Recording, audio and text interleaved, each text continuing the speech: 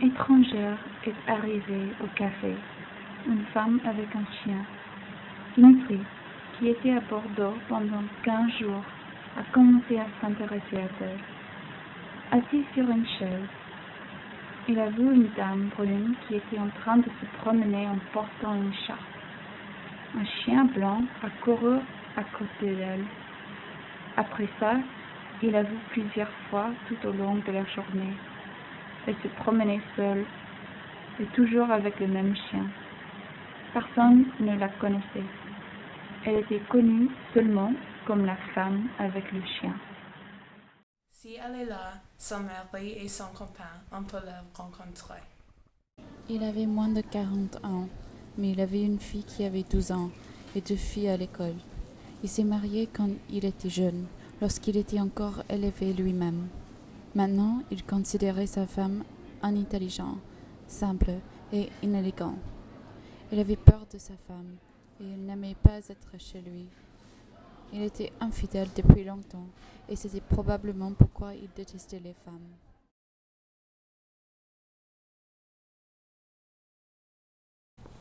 Ici, mon petit chien. Il ne mord pas. Est-ce que je peux lui donner un os? Oui. Quand êtes-vous arrivé à Bordeaux? Il y a 5 jours. Et moi, 15 jours. Le temps passe vite, mais c'est vraiment ennuyeux d'être ici. Ils se promenaient et ils se parlent, le discours léger des personnes libres et contentes. Il a appris qu'elle était de Paris, mais qu'elle vivait à Aix-en-Provence avec son mari. Elle restait pendant 2 mois à Bordeaux, et elle s'appelait Anna.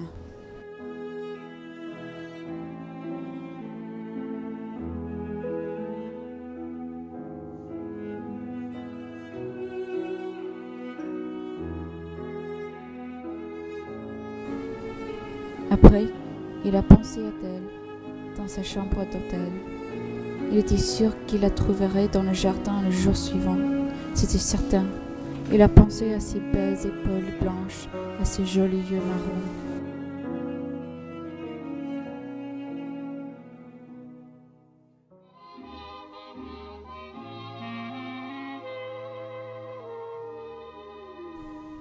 La chambre était proche et avait un parfum doux.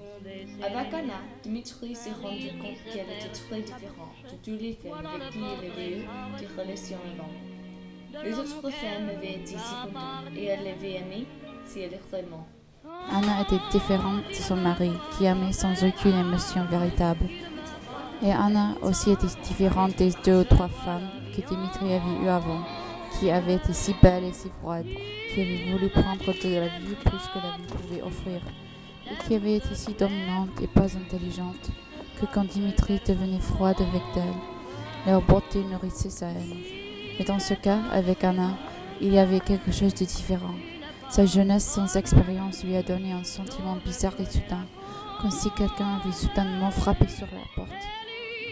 L'attitude d'Anna était différente, étrange, grave, comme si elle tombait d'une montagne, et rien ne pouvait plus être comme avant.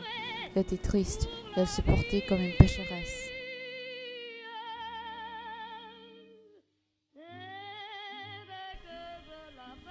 Oh non, Dieu, pardonne-moi. Je suis terrible. Je suis une femme terrible. C'est pas juste mon mari qui j'ai trompé, mais moi-même aussi. Non.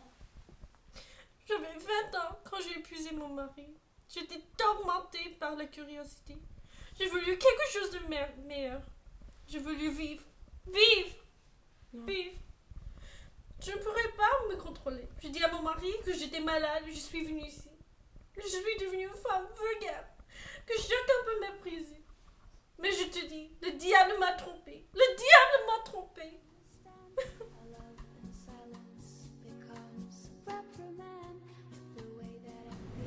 Il y a de la rosée sur nous. Oui, il est temps de retourner chez nous. C'est bien que je parte. C'est le destin. Dieu sera avec toi.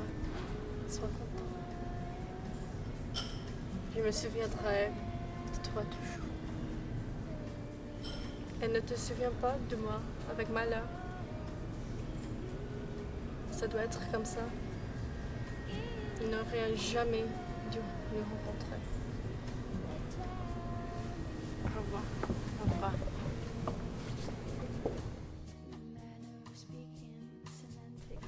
Seul, regardant dans le noir loin, Dimitri a écouté des bruits tranquilles autour de lui. Le vent, les océans. Il a pensé que c'était comme s'il s'était réveillé, que c'était une autre aventure de sa vie, et que ça a suivi une femme. Et rien n'était laissé qu'un souvenir. Il était triste. Cette jeune femme qui ne le reverrait plus jamais n'avait pas été heureuse pendant son temps avec lui. Il avait été vraiment affectueux avec elle, mais il y avait une nuance d'ironie légère, parce qu'elle était presque 2 fois l'âge d'Anna. Tout le temps, elle avait l'appelé exceptionnel, sublime. Évidemment, il lui avait semblé différent de ce qu'il avait été vraiment, et alors il l'avait trompé sans le savoir. Ici arrivait déjà un parfum de l'automne. C'était une soirée froide.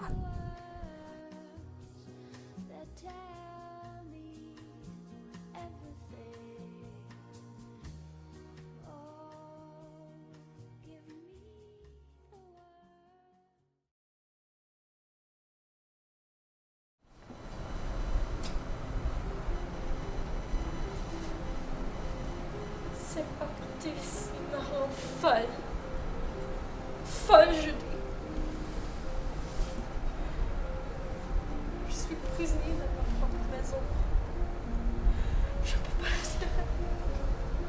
Tout me touche. Je suis prisonnière. Je suis prisonnière de ma propre maison.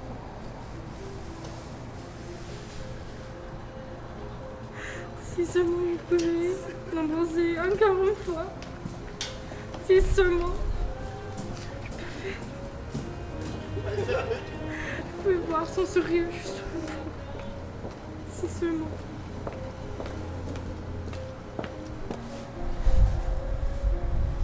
Tu me manques, Dimitri. Sans toi, je suis rien.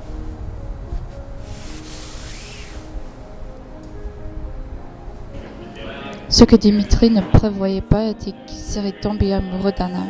Mais après 1 semaine, 15 jours, et même un mois, il ne pouvait pas l'oublier. Au contraire, ses souvenirs d'Anna étaient encore plus clairs, plus vivants.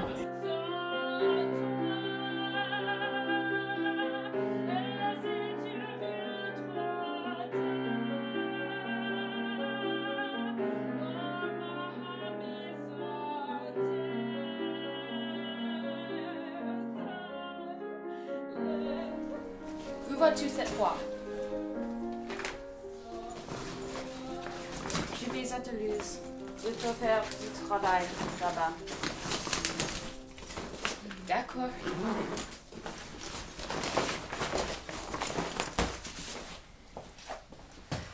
Je reviens dans 1 semaine, je crois. Au revoir.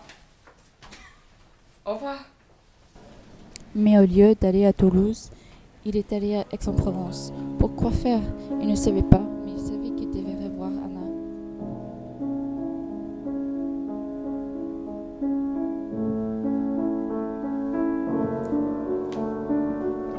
À ce moment-là, Dimitri a vu un homme qui a abordé Anna et a touché son bras. Mais l'homme part presque tout de suite avec l'autre homme, et Dimitri a profité de l'occasion pour parler à Anna.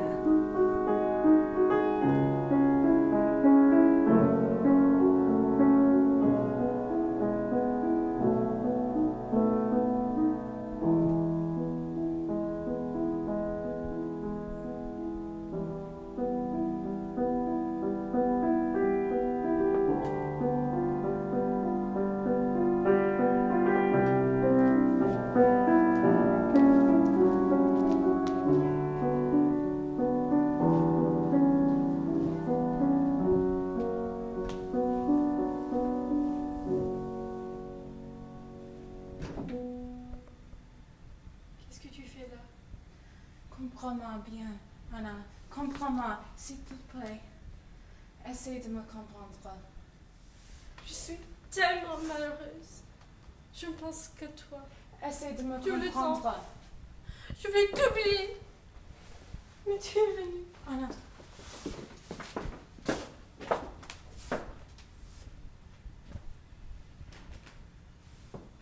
Nous sommes fous. Les gens arrivent. Va-t'en. Anna!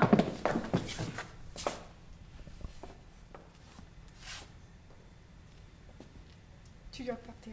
Tu comprends? Je suis tellement malheureuse sans toi.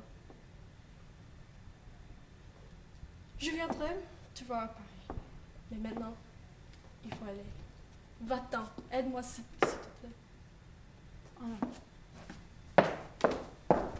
Et Anna a commencé à lui rendre à Paris, une fois par mois ou tous les 2 mois. Elle s'y allait, disant à son mari qu'elle allait pour voir un médecin. Le mari était d'accord et n'a rien fait. À Paris, elle restait à un hôtel. Anna et Dimitri avaient les réunions secrètes et personne n'en savait rien. C'était évident pour lui que l'amour ne serait pas finito, qu'il ne pouvait pas voir la fin de leur liaison. Anna était devenue de plus en plus attachée à lui.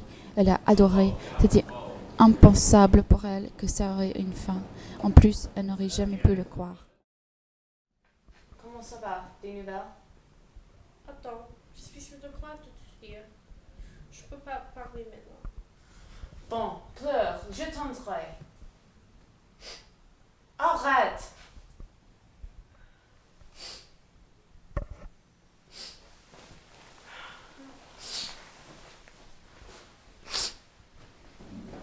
Et c'est seulement maintenant, quand ses cheveux étaient gris, qu'il était tombé amoureux vraiment, pour la première fois de sa vie. Ce n'est que le début.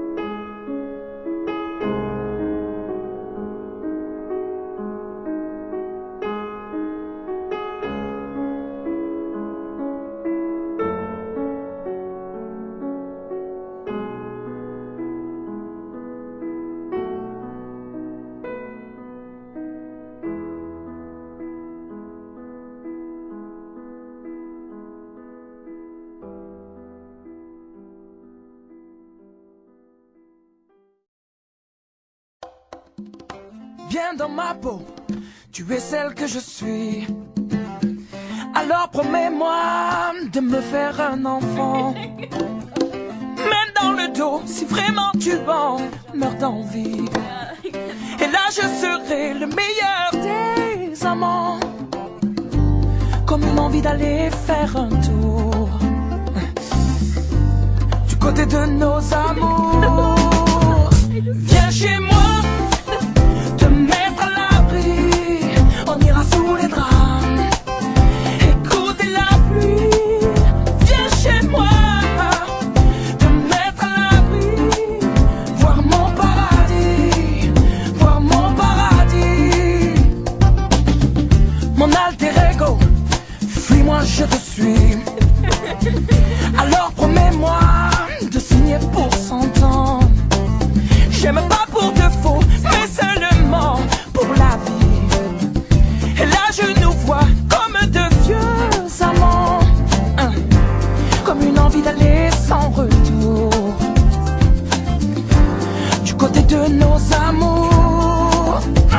Viens chez moi, te mettre à l'abri, on ira sous les draps, écouter la pluie. Viens chez moi, te mettre à l'abri, voir mon paradis, voir mon paradis.